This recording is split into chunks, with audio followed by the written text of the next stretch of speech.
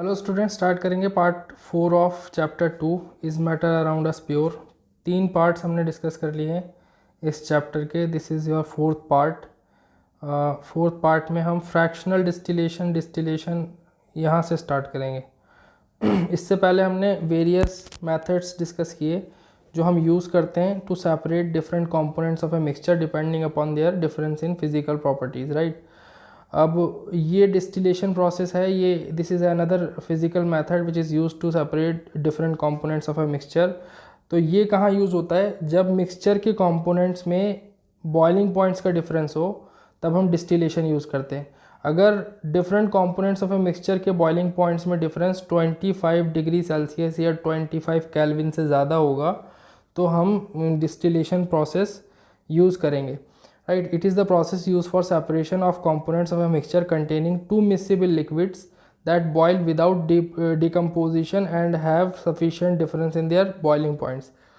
अगर दो miscible liquids आपस में मिक्सड हैं, दो या दो से ज़्यादा, मिसिबल मतलब जो आपस में एक साथ अच्छे से मिक्स हो जाए। मिसिबल मतलब जैसे ऑयल वाटर मिसिबल नहीं है लेकिन अल्कोहल वाटर मिसिबल है, क्योंकि अल्कोहल वाटर में पूरी तरह मिक्स हो जाता है, एक सॉल्यूशन बनाता है।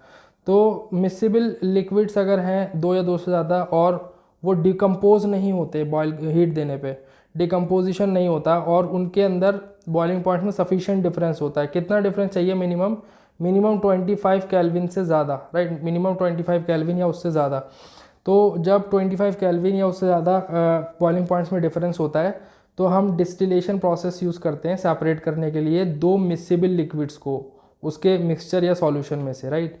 सो ये इसका कुछ एक अपरेटस है यहाँ पे, ये अपरेटस है ये डिस्टिलेशन का अपरेटस है आपके पास। इसमें एक फ्लास्क है जिसके अंदर एसीटोन और वाटर का मिक्सचर है। एसीटोन और वाटर मिक्सेबल लिक्विड्स हैं दो। इसमें हम क्या कर रहे हैं, नीचे बर्नर से हीट दे रहे हैं और ऊपर एक थर्मोमीटर लगा हुआ है। थर्मोमीटर क्या चेक करता है? बॉइलिंग पॉइंट चेक करता है। एसीटोन का बॉइलिंग पॉइंट वाटर के बॉइलिंग पॉइंट से बहुत कम होता है। तो जब हम हीट प्रोवाइड करेंगे तो थर्मोमीटर से हम इतना देखना है कि बॉइलिंग पॉइंट ऑफ एसीटोन तक तो जाना चाहिए temperature, boiling point of water तक नहीं जाना चाहिए, राइट। तो बॉइलिंग पॉइंट ऑफ एसीटोन तक ही पहुंचना चाहिए। और हम जो है कंटिन्यूसली जो हीट दे रहे हैं उसको रेगुलेट करते रहेंगे। इतनी हीट देनी है कि सिर्फ बॉइलिंग पॉइंट ऑफ एसीटोन तक ही टेम्परेचर रीच हो, राइट। तो क्या होगा, एसीटोन बॉयल पहले होगा क्योंकि बॉइलिंग पॉइंट ऑफ एसीटोन कम है वाटर के बॉइलिंग पॉइंट से। तो इसका कन्वर्जन स्टार्ट हो जाएगा वेपर में। एसीटोन का वाटर का कन्वर्जन नहीं होगा, सिर्फ एसीटोन वाटर में वेपर में कन्वर्ट होगा। इसकी फेस चेंज होगी या वेपराइज होगा एसीटोन पहले। तो जब वेपराइज होकर वेपर्स की फॉर्म में ऊपर की तरफ राइज करेगा एसीटोन, तो ऊपर क्या है, एक ट्यूब है, ठीक है, ग्लास ट्यूब है या डिलीवरी ट्यूब है ऊपर। डिलीवरी ट्यूब से जब वेपर्स डिलीवरी ट्यूब में जाएंगे तो डिलीवरी ट्यूब में कंडेंस होंगे। एक जैकेट है वाटर की जो वाटर कंडेंसर लिखा हुआ है। वाटर कंडेंसर क्या करेगा, डिक्रीज कर देगा टेम्परेचर को। नीचे से ठंडा पानी जा रहा है, ऊपर से गर्म निकल रहा है, राइट। तो cold water in and hot water out. तो इस तरीके से वाटर ठंडा नीचे से जाके ऊपर से गर्म क्यों निकल रहा है? क्योंकि ये क्या कर रहा है, हीट एब्जॉर्ब कर रहा है एसीटोन की। तो एसीटोन के वेपर्स की हीट को वाटर एब्जॉर्ब करके एसीटोन को क्या करेगा, कंडेंस कर देगा। और इस डिलीवरी ट्यूब की सरफेस पे इंटरनल वॉल्स पे क्या हो जाएगी, एसीटोन कंडेंस हो जाएगा, लिक्विड फॉर्म में आ जाएगा दोबारा। और वो ड्रॉपलेट्स की फॉर्म में कहाँ कलेक्ट कर लेंगे हम, बीकर में। तो बीकर में एसीटोन सेपरेट हो जाएगा और फ्लास्क के अंदर आपके पास वाटर बचेगा, क्योंकि वाटर का बॉइलिंग पॉइंट तो रीच हुआ ही नहीं और वाटर वेपराइज होगा ही नहीं, सिर्फ एसीटोन वेपराइज होगा। तो this process known as distillation. So this is distillation process. Now we are having another process which is known as fractional distillation. तो डिस्टिलेशन वाइड इसके अंदर भी ये सिर्फ फ्रैक्शनल लगा हुआ है, तो इसका मतलब पढ़ने से समझ में आ रहा है कि ये डिस्टिलेशन का कुछ एडवांस वर्जन है। फ्रैक्शनल डिस्टिलेशन कहाँ लगाते हैं? तो ये भी डिस्टिलेशन ही है एक तरीके से। क्या होता है इसके अंदर भी वेपराइजेशन या बॉइलिंग पॉइंट में डिफरेंस ही काम आता है डिफरेंट कंपोनेंट्स का, लेकिन फ्रैक्शनेटिंग कॉलम एक एक्स्ट्रा कंपोनेंट आ जाता है इसके अपरेटस में।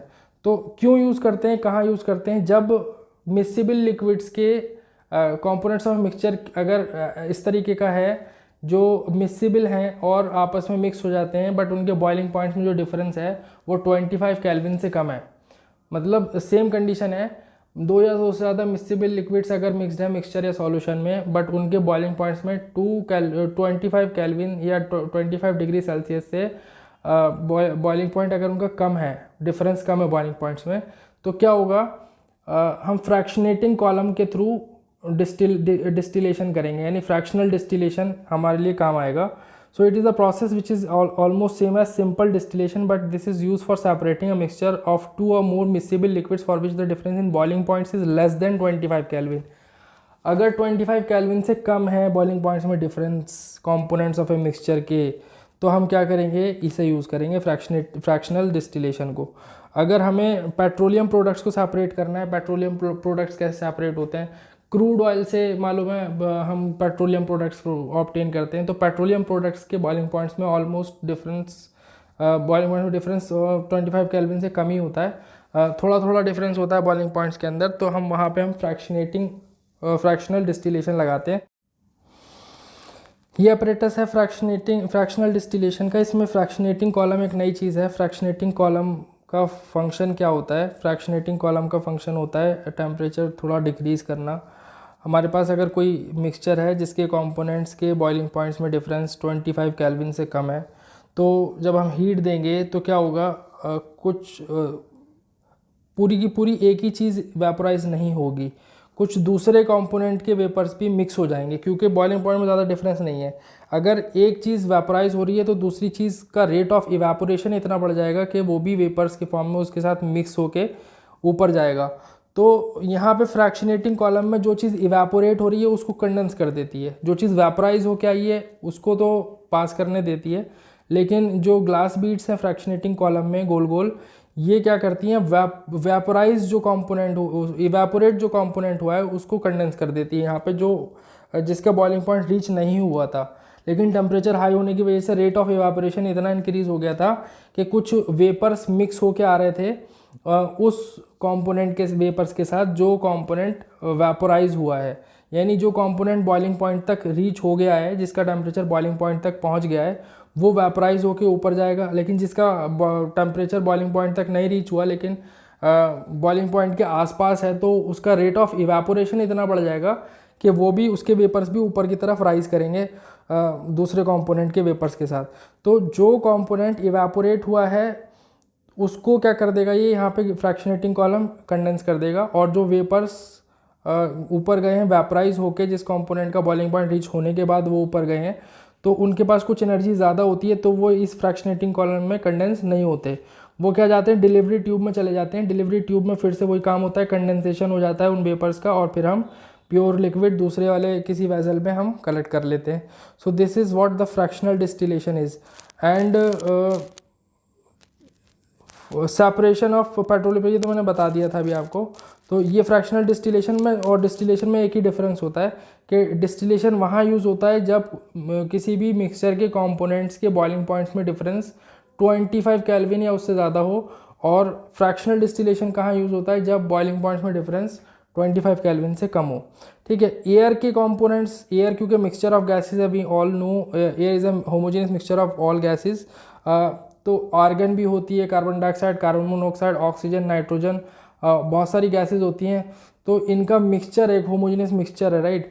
तो एयर के सारे कंपोनेंट्स को अगर हमें सेपरेट आउट करना है तो हमें क्या करना पड़ेगा, हमें एयर के कंपोनेंट्स को सेपरेट करने के लिए भी फ्रैक्शनल डिस्टिलेशन प्रोसेस ही यूज़ करना पड़ता है, right. Air can be separated in its constituent gases and each gas can be collected and stored in pure form. जितनी भी कॉन्स्टिट्यूएंट गैसेज हैं उनमें हम सेपरेट कर सकते हैं एयर को, और सभी को प्योर फॉर्म में हम कलेक्ट कर सकते हैं. The air is first compressed by applying pressure, then compressed air gets its temperature increased.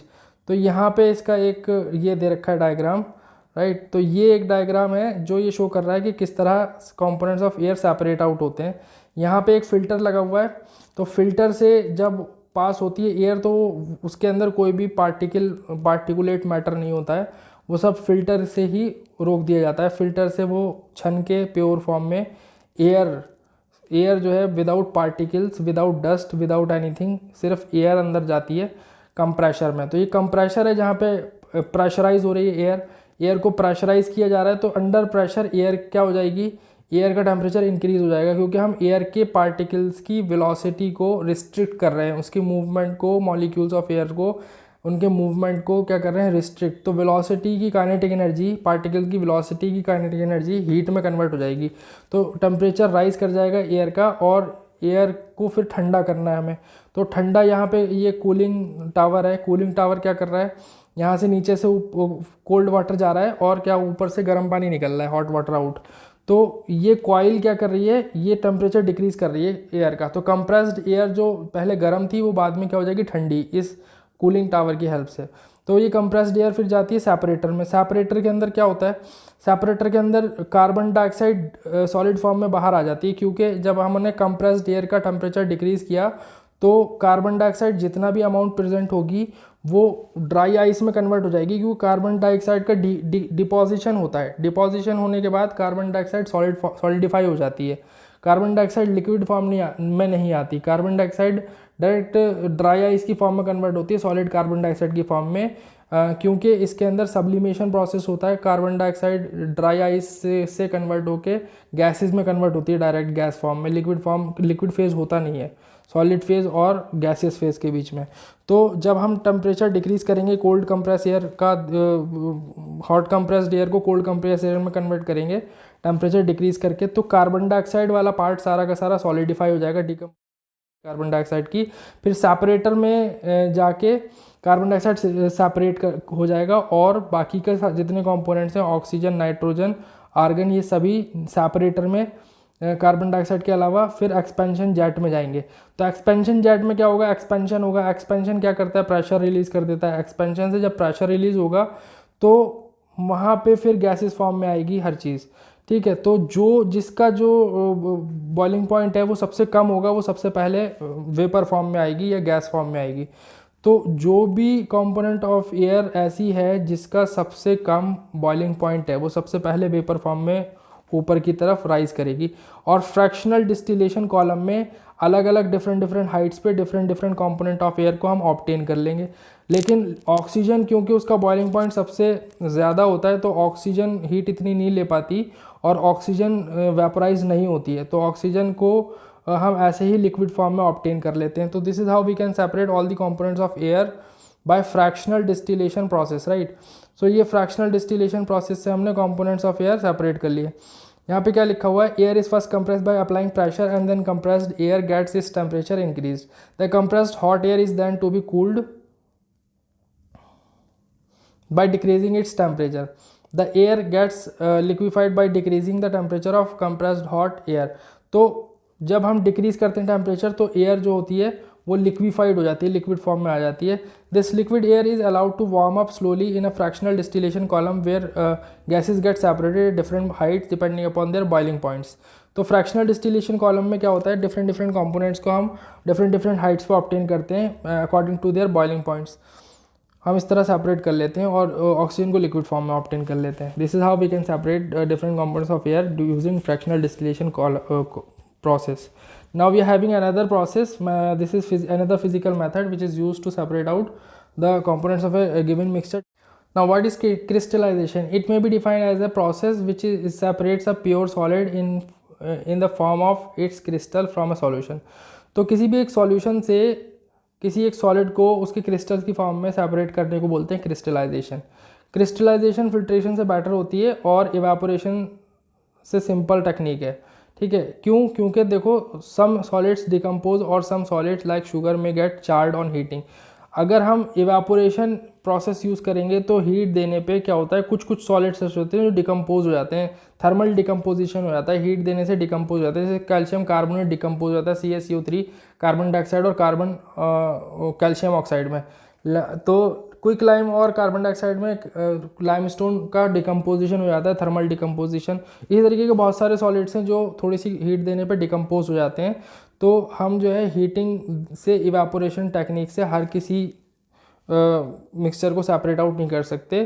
तो यहाँ पे हमें क्रिस्टलाइजेशन टेक्निक एक टेक्निक है जो बहुत ज़्यादा सिंपल भी है और बहुत ज़्यादा कन्वीनियंट होती है बहुत सारे मिक्सचर्स के लिए।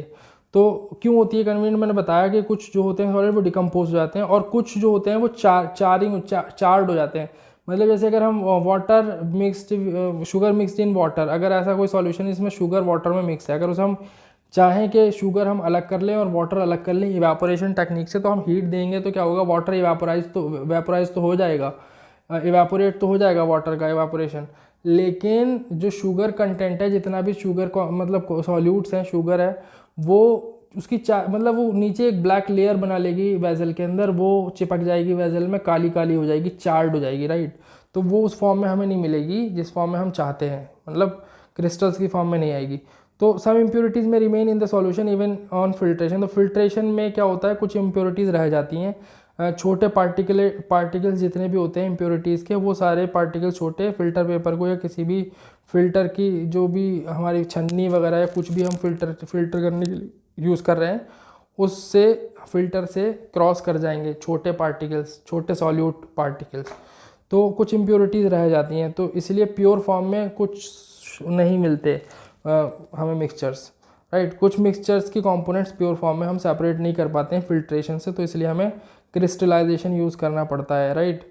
सो ये एक फ्लो चार्ट है जो ये एक्सप्लेन कर रहा है कि किस तरह हम क्या करते हैं, कंपोनेंट्स ऑफ एयर को सेपरेट करते हैं। ये वहीं पीछे जो फ्रैक्शनल डिस्टिलेशन हमने देखा था, किसको सेपरेट करने के लिए, कंपोनेंट्स ऑफ एयर को सेपरेट करने के लिए, उसके लिए है ये, उसी के साथ का है।